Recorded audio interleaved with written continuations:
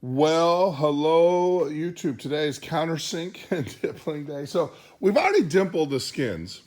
We did that yesterday. So we got all the skins dimpled and everything, and then the stiffeners and everything. But what we have to do today is we have to countersink all of these brackets or hinge points.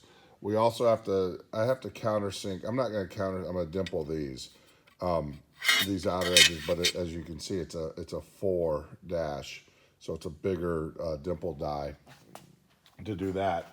And then we have to countersink all of these rivet points here on the spar. And lastly, but not least, we have to countersink this trailing edge wedge for the aileron. I also have to cut it. And I have a special tool because if you look at this, it's a 45 degree. It's at an, not 45, it's at an angle. And so, but you want your dimple to lay flat. And the way that you do that, let me just go get it.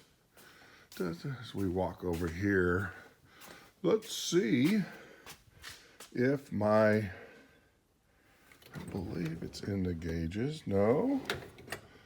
I know it's somewhere here. I'm looking. But it is a special tool, or it's at a special angle. Oh, this is aggravating, and of course I'm videotaping. Yeah, there it is. I thought.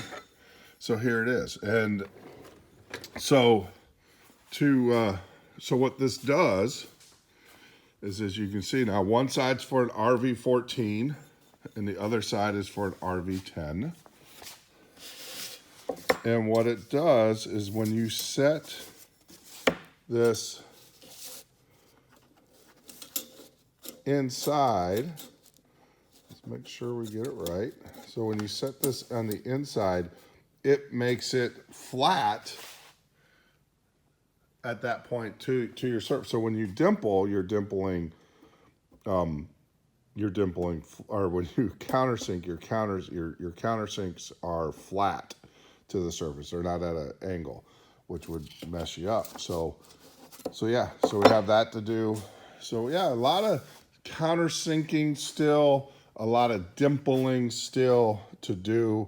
Like I said, so what I typically do when I have these small parts like this to get it right, I will lay them out. If you notice, I countersunk, I marked on there, but when I pick the part up, I'm going to go to reference the part on the plan, and it says countersink 6 places, 1, 2, 3, 4, 5, 6, right?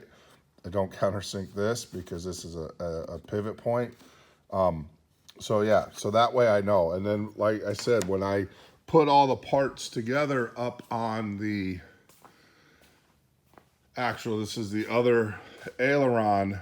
And these are just things that I have learned. I'd like to say I had this wisdom when I first started. Nope, it's just from making mistakes and the wall of shame up there.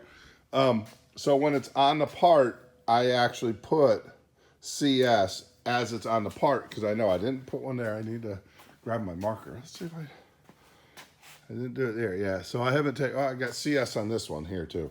So I actually mark what side gets countersunk while it's on the part because these parts can be flipped, right? There's no difference between that part that you just saw and me flipping it this way, you know? So that's why I do that. I do it while it's on the part, and that way I know. So that's what we're doing today, countersinking. I put these are for the flaps. These are the trailing edges for the flap wedges and everything. You'll see how that goes. You've seen some of my other videos. I know we got a lot of new people joining who probably didn't go back to the beginning and everything, so we'll just kind of start where we're at. So that's it. The other thing too is I marked here. So when I get, actually this is this piece. So this is the riveting attaching. So this part here, you don't rivet these two bottom things, but that's not what we're doing today. We're countersinking. So hopefully I'll get, the goal today is to get these countersunk, get these dimpled.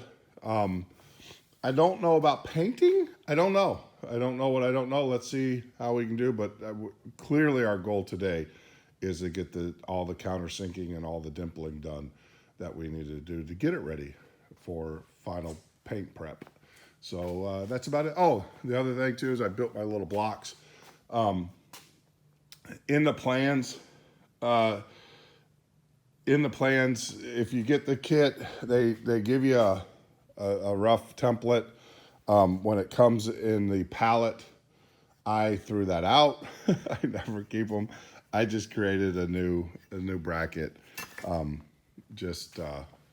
by taking this, tracing it on my plywood, and then cutting it out on the bandsaw.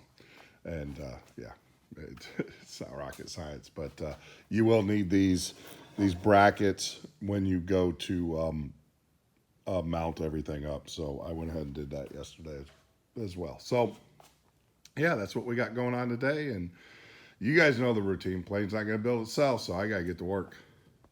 All right, YouTube. So setting up my dimpling, or my countersinking here, not dimpling, this is countersinking.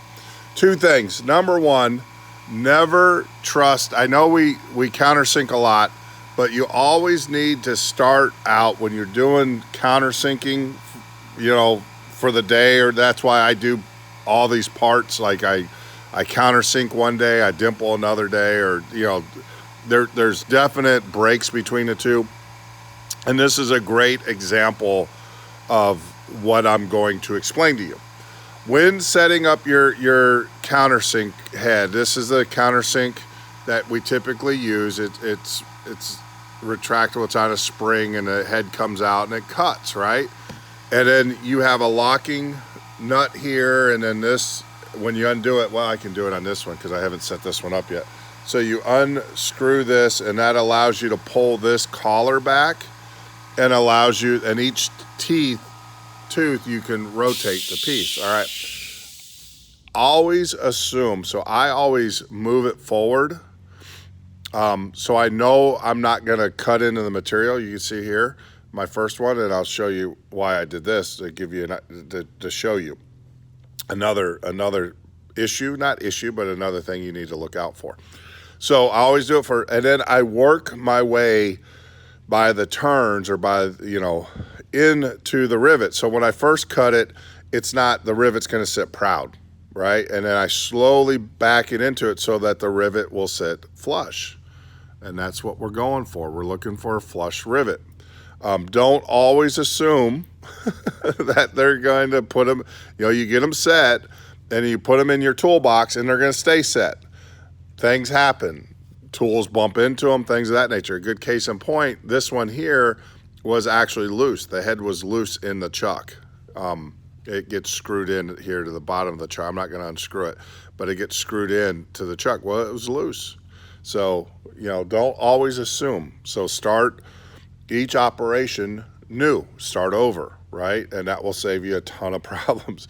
So work your way into it. Another thing, when you are trying to set your depth, make sure you pick a hole, and I did this on purpose. Make sure you pick a hole where this grommet is going to sit flush all the way around. It's supported on all the way around. When you get to these end holes, what you're going to find is that this grommet, or this piece that's supposed to keep you flush, is going to tilt one way or the other because there's no material to hold it flush. You can actually see, if you look real close, you can see the ring. So I got material here that's holding it, but I have nothing over here, so the part's going to rock. And I want to show you this, is that I don't know if you guys can see that, but that hole, that countersink, is not concentric. In other words, it's not perfect. If you look at this one, let me get it's perfect all the way around, because you can see that there's material here and a material here, so it held it flush to the part instead of wonky. So when you're setting your tool, make sure you pick a hole that will give you the flush, so that this part sits perpendicular, flush to the part that you're countersinking. And of course, make sure that you have a rivet. I grab the longest one because it makes life easier, and then you can test it and everything. Now, the other thing I do is I have a block of wood. I drill a hole in it, so that way, because if you notice, there's a guide pin there, and that pin's got to go somewhere. So if you're going to your desk, I laugh because back in the day when I first started, I was like, why is this thing not countersinking? And I found out that this was actually hitting the desk and not going into the part. So yeah, this stupid stuff. So yeah, drill a hole, and that's what I use to do it. So that's how you set up your countersink. Like I said, the main thing here, don't just because it countersunk perfect today, don't assume it's going to countersink perfectly tomorrow. You need to start over, because like I said, these tools get put in toolboxes, things hit them, rattle them, and everything. The other thing too is make sure this is like I said, this is a screw collet. Make sure that's on there. I went as far as I used to tape over this and stuff. I found that the tape wasn't a good practice. The best practice is just start fresh every time you go to countersink. All right, gotta get back to work, but I wanted to share that with you. All right, YouTube. So I decided to paint. So I got all the parts primed. I had to kind of move stuff around. There's my painting table. But I got all the parts primed. The leading edge, the chromoly steel, that chromoly steel counterweight tube, all the little pieces. I have the skins primed. Made sure that I taped off where the Pro Seal is going to go for the trailing edge. And of course, you don't paint the wedge, which is the trailing edge wedge. The trailing edge wedge, you don't paint this because this is going to get Pro Sealed in place on the between the two skins and then riveted. So, but you don't paint those anywhere where you Pro Seal. You don't want paint, and so that is that. So we got all of that done and everything. So if you guys want to, I didn't show because I've showed painting before. So here's my painting table. So it's just basically chicken wire, 2x4, 3 foot by 4 foot, two sawhorses that have seen a lot of paint. And then what I do is I run two 2x4s across them. That little is to hold my paint gun. That little screw right there, you can see it maybe. Hold the paint gun and everything. And that allows the air to travel through the table and everything so it doesn't lift the part up. And, obviously I am using the epoxy Anzo Noble paint. So you got to take the necessary precautions, full face mask, everything. I do have the Spectrum paint system, which I love because it makes cleanup a lot easier. And as far as cleaning up goes, lacquer thinner is great for cleaning these guns. This Spectrum gun has seen a lot of painting in its day. So it's a great gun. It works. It's not a high-end DeVries or whatever they call them, but it works for this. Remember, you're priming. So the goal of priming, if anything, is just to get the mating surfaces anywhere where two surfaces are going to meet. That you want to make sure you get real good prime there. If a lot of guys will just prime those mating surfaces. I actually did that, I believe, in the horizontal stab. Is I just painted the thing, but I just felt at this point, just paint the whole pieces going forward instead of just the mating surfaces. So weight, like I said, weight's not an issue. Well, it's always an issue, but I'm increasing the weight on the plane per suggestions of guys who know. So a few extra pounds of primer, I can lose a few extra pounds so to make up for it. So yeah, I just went ahead and primed everything. So yeah, but the goal is to make sure you get the mating surfaces. If you don't get, like, there's a little bit right here where I could have done another coat. No big deal. It's not a mating surface. I corrosion X planes anyways, and so with corrosion X, those exposed surfaces, you want it. It's the mating surfaces that you have to worry about. The other thing too is on this tube, because you got aluminum, stainless steel, and chromoly all touching each other all at once. You got to be careful. Make sure you put a barrier up between those pieces, because you'll get the galveston whatever corrosion when you get an electrolyte in there, i.e. salt water. I don't plan on turning my airplane into a boat, but I don't want to say it could happen. I got other problems if that happens. But we are in a very humid area and stuff, so I went ahead and primed those just to give me a little bit of extra protection. And then, like I said in an earlier thing, I'll probably put some Pro Seal between the pieces as they join up, just to make sure to build that gasket or that variable. So, all right, like always, leave your comments, questions, concerns. I'll get back to you as soon as I can, but we're gonna let this cook 24 hours.